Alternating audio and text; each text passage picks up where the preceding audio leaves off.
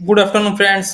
Next lecture છે શાલાકીય તંત્રની અંદર મોડર્ન ડિઝીઝ છે અને ઇયરનો ડિઝીઝ છે. એનું નામ શું છે? ટીનાઇટસ કહેવાય. ટીનાઇટસ પણ કહે છે અમુક લોકો. પ્રોનાઉન્સિએશન અલગ અલગ હોઈ શકે છે, પરંતુ રોગનો મિનિંગ શું છે? Ringing sound in ear. એટલે એક કંઈક પ્રકારનું કાનની અંદર અવાજ સંભળાય, અવાજની અનુભૂતિ કે જે માથામાંથી કોઈ પણ બહારની ઉત્તેજના વગર ઉત્પન્ન થાય. એટલે કે the feeling of the hearing of any type of sound without the stimulation of the any type of external stimulation, એને શું કહેવામાં આવે છે? ટીનિટસ કહેવામાં આવે છે. એટલે કે આપણને કોઈ પણ પ્રકારની બહારનું કોઈ સ્ટિમ્યુલસ, બહારનું કોઈ સિગ્નલ મળ્યું નથી, બહારથી કોઈ સેન્સરી ઓબ્જેક્ટ એવો આપણને સંભળાયો નથી, છતાં પણ આપણને કાનની અંદરથી કોઈક રિંગિંગ સાઉન્ડ સંભળાય છે. એટલે કે આપણે કોઈ શાંત વાતાવરણમાં બેઠા છીએ, છતાં પણ કાનની અંદર કંઈક અવાજ સંભળાય છે, રિંગિંગ સાઉન્ડ. તો એને શું કહેવામાં આવે છે? ટીનિટસ તરીકે ઓળખવામાં આવે છે. દર્દીની અંદર ફિઝિયોલોજીકલી જ અવાજની ઉત્પત્તિ થાય છે, જે યુનિલેટરલ હોય છે. જ્યારે આજુબાજુ શાંત વાતાવરણ હોય ત્યારે વધુ સંભળાય છે. દાખલા તરીકે રાત્રે.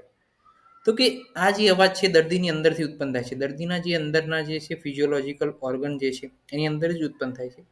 યુનિલેટરલ હોય છે, એટલે એક તરફ હોય છે, એક તરફના કાનમાં જ વધારે સંભળાય છે, વધારે વાર એવું હોય છે. એટલે કે મોસ્ટ ઓફ ધ પ્રોબેબલી કેસની અંદર યુનિલેટરલ, એટલે કે એક સાઈડના કાનની અંદર જ અવાજ સંભળાતો હોય, બીજી બાજુનો કાન જે છે એ નોર્મલ હોય છે. અને આજુબાજુ જ્યારે શાંત વાતાવરણ હોય ત્યારે વધારે સંભળાય. રાત્રે જે છે અથવા તો કોઈ શાંત રૂમ હોય, એકલા બેઠા હોય ત્યારે જે છે અવાજ વધારે સંભળાવવાની સંભાવના રહેલી છે. ટાઈપ શું છે એના? હવે જુઓ, આજુબાજુ શાંત વધારે વાતાવરણ હોય ત્યારે કેમ વધારે સંભળાય? તો કે જ્યારે અવાજવાળું વાતાવરણ હશે ત્યારે તો જે એક્સટર્નલ ઇયર કેનાલની અંદર જે સેન્સરી સિગ્નલ મળશે એ સંભળાશે નહીં.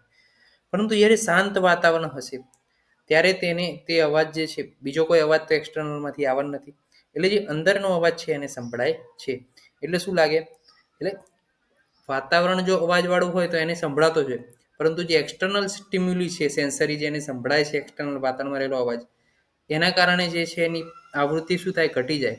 બહારનો અવાજ વધારે હોય, પરંતુ જ્યારે શાંત વાતાવરણ હોય ત્યારે બહારથી અવાજ આવતો શૂન્ય હોય, એટલે અંદરનો અવાજ એને વધારે સંભળાય છે. બીજું કોઈ લોજિક નથી એની અંદર. ટાઈપ શું છે? તો કે basis on the heard that sound of the whom. એટલે કે કોને સંભળાય છે સાઉન્ડ એના આધારે, અને basic on the production of the sound from, અને અવાજ ક્યાંથી ઉત્પન્ન થાય છે, શેના કારણે ઉત્પન્ન થાય છે એના કારણે. એવા બે ટાઈપ છે.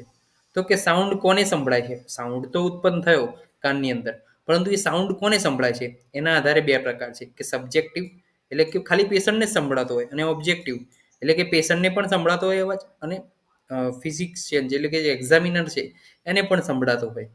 અને પ્રોડક્શન થાય એના આધારે ઓડિટરી અને પેરા ઓડિટરી સ્ટ્રક્ચર, એટલે એ રીતે પણ રહેલું છે. નેક્સ્ટ જોઈએ તો કે કોઝ શું, એટલે કે શેના કારણે અવાજ સંભળાય?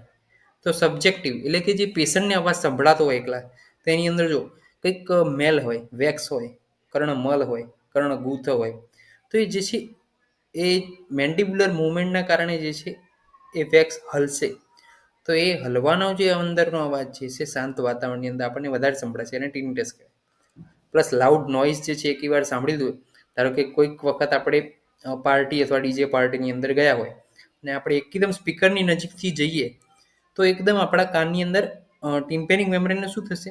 વધારે ડેસિબલ વાળો અવાજ આવશે, એટલે ટિમ્પેનિક મેમ્બ્રેન વધારે જે છે શું કહેવાય? સ્ટિમ્યુલેસ થશે, વધારે વાર કંપન થશે એનું ટિમ્પેનિક મેમ્બ્રેનનું, અને એ ફિઝિયોલોજીકલી આગળ પણ એનું એ રહેશે. તો એના કારણે જે છે આપણે પછી લાઉડ નોઇસમાંથી થોડી વાર જો શાંત વાતાવરણમાં જઈએ તો પણ જે છે આપણા કાનની અંદર એ અવાજ સાંભળાતો જ રહે છે. નોઇઝ ઇન્ડ્યુસ હિયર લોસ, એટલે વધારે પ્રમાણમાં જો અવાજ ડેઇલી ટ્રાફિક પોલીસ, ધારો કે ટ્રાફિક પોલીસ, તો ટ્રાફિક પોલીસને રાત્રે પણ અમુક વાર જે છે શાંત વાતાવરણ હોય તો પણ એમને હોર્નના અવાજ સંભળાતા હોય. એવા કિસ્સા પણ આપણે જોયા છે કે ભાઈ સર, મને ટ્રાફિક પોલીસ છું અને મને રાત્રે પણ અવાજ સંભળાય છે, તો એ નોઇઝ ઇન્ડ્યુસ હિયર લોસ થયો. EOM છે, COM છે, એક્યુટ ઓટાઇટિસ મીડિયા છે, ક્રોનિક ઓટાઇટિસ મીડિયા છે, એક્સટર્નલ ઇયરમાં કોઈ ઇન્ફેક્શન છે, મિડલ ઇયરમાં કોઈ ઇન્ફેક્શન છે, ઇન્ફ્યુઝન છે, કંડક્ટિવ ટાઈપનો હિયરિંગ લોસ છે. કેમ? તો કે જો કંડક્ટિવ ટાઈપનો હિયરિંગ લોસ હશે, એટલે કે જે બહારથી જે અહીંથી અવાજ આવતો હોય એ એર કન્ડક્શન એનું ઓછું હોય તો શું થશે, બહારથી અવાજ તો જશે નહીં, એટલે પેશન્ટની અંદરથી જે ટિનિટસ ઉત્પન્ન થાય છે એ શું થશે, વધી જશે. બહારથી જતો અવાજ આપણે જોયું હતું કે શાંત વાતાવરણમાં ટિનિટસનું પ્રમાણ વધારે હોય તો બહારથી અવાજ નહીં જાય તો એ આપોઆપ શાંત વાતાવરણ થઈ જશે પેશન્ટ માટે, કારણ કે એને સંભળાતું જ નથી. તો શાંત વાતાવરણ થઈ ગયું તો ટિનિટસની શક્યતા શું થઈ ગઈ, વધી ગઈ. તો આપણે આ જોયું કે વેક્સના કારણે હોઈ શકે, વધારે અવાજમાંથી નીકળ્યા હોય ત્યારે હોઈ શકે.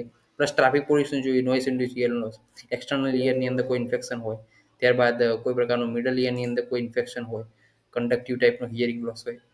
ઓબ્જેક્ટિવ જોઈએ એટલે કે જે પેશન્ટને પણ સંભળાતું હોય ને એક્ઝામિનરને પણ સંભળાતું હોય એવું ટિનિટસ શેમાં જોવા મળે, તો કે પ્રેગ્નન્સીની અંદર એવું ટિનાઇટિસ જોવા મળે. પ્લસ કેરોટિડ આર્ટેરિયલ સ્ટેનોસિસની અંદર જોવા મળે, જાયન્ટ સેલ આર્ટેરિયો સ્ટેનોસિસની અંદર જોવા મળે, મસલ સ્પાઝમ હોય તો એમાં જોવા મળે, ઇન્ફ્રા ટિમ્પેનિક કેરોટિડ આર્ટરીની અંદર જો સ્ટેનોસિસ હોય તો જોવા મળે. એટલે કે જ્યારે પણ સ્ટેનોસિસનો મિનિંગ શું, ડેફિનેશન શું, કોમેન્ટમાં લખો. સ્ટેનોસિસ જે હોય છે કોઈ પણ આર્ટરની અંદર ત્યારે જે છે આપણને સબ્જેક્ટિવલી ઓબ્જેક્ટિવલી કે જે એક્ઝામિનર હોય એને પણ ખબર પડશે અને જે પેશન્ટ હશે એને પણ ખબર પડે છે. કાનના અંદરના સેલનું ડેમેજ હોય, કોઈ પણ પ્રકારના સેલનું ડેમેજ હોય તો એના કારણે પણ જે છે આપણને જોવા મળે છે ટિનિટસ.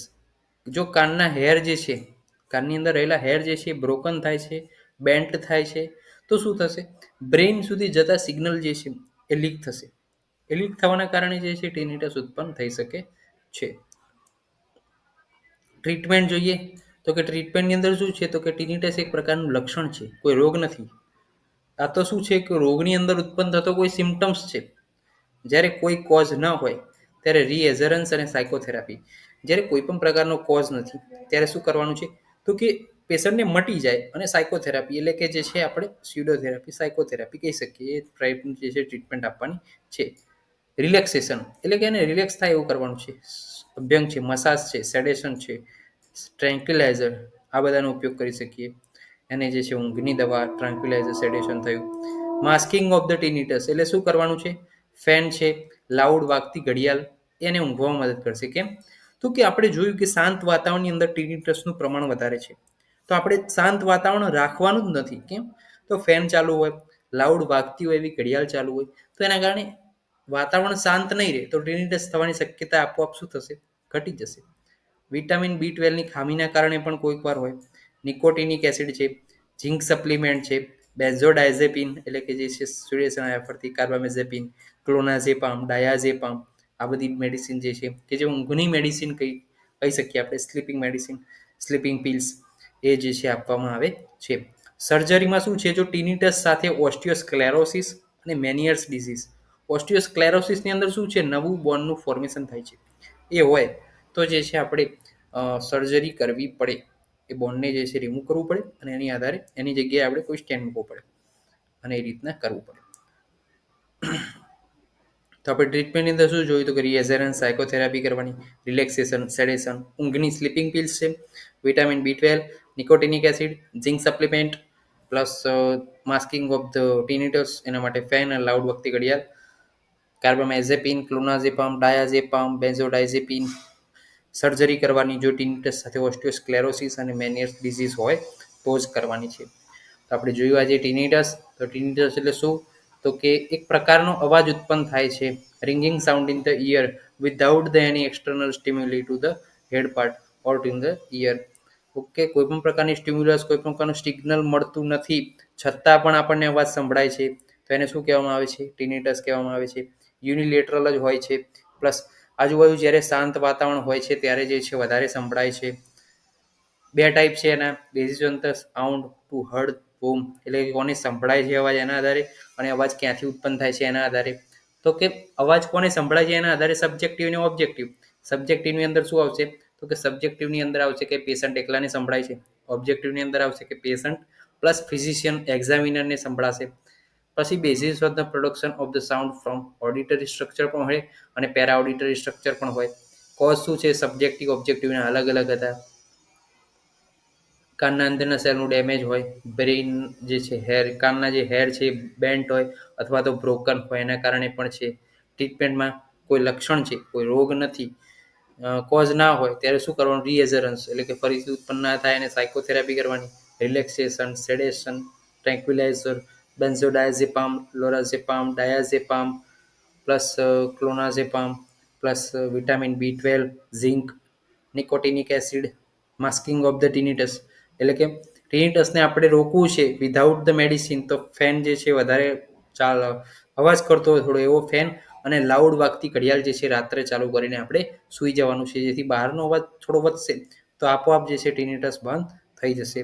સર્જરી કરવી પડે જો ટિનિટસ સાથે મેનિયર્સ ડિઝીઝ હોય અથવા તો ઓસ્ટિયોસ્ક્લેરોસિસ હોય તો સર્જરી કરવી પડે. આજે આપણે જોયું tinnitus. Thank you so much. જય હિન્દ, જય ભારત, જય આયુર્વેદ, જય ધન.